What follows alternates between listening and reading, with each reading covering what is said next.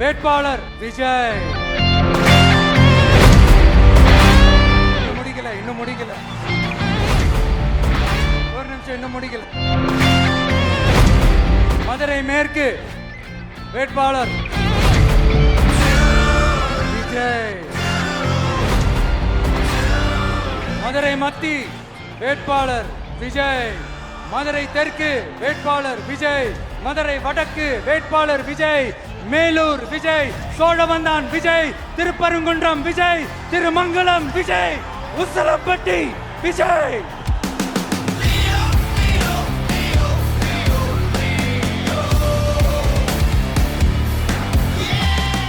என்னடா எல்லா தொகுதியிலையும் ஒரே வேட்பாளர்னு பாக்குறீங்களா?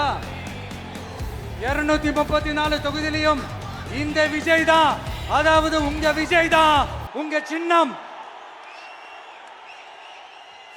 இன்னும் சிம்பிளா சொல்லணும்னா உங்க வீட்டில் இருக்கிற ஒருத்தர் தான் வேட்பாளரா நிக்க போறாங்க. அந்த வேட்பாளரும் நானும் வேறு வேறு இல்லை. நீங்க அவருக்கு ஓட்டு போட்டீங்கன்னா எனக்கு ஓட்டு போட்ட மாதிரி, இந்த முகத்துக்காக நீங்க ஓட்டு போட்டீங்கன்னா உங்க வீட்டில் இருக்கிற உங்களுடைய வேட்பாளர் ஜெயிச்ச மாதிரி.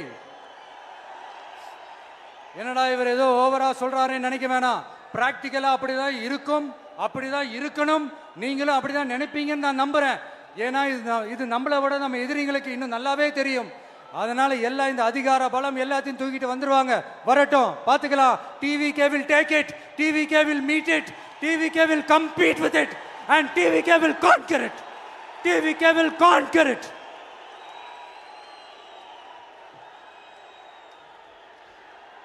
வேட்பாளர் விஜய். இன்னும் முடிக்கல ஒரு நிமிஷம், இன்னும் முடிக்கல. மதுரை மேற்கு வேட்பாளர் விஜய். மதுரை மத்தி வேட்பாளர் விஜய். மதுரை தெற்கு வேட்பாளர் விஜய். மதுரை வடக்கு வேட்பாளர் விஜய்.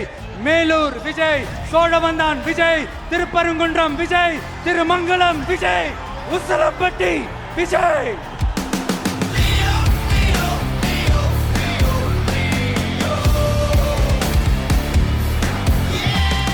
என்னடா எல்லா தொகுதியிலையும் ஒரே வேட்பாளர்னு பாக்குறீங்களா?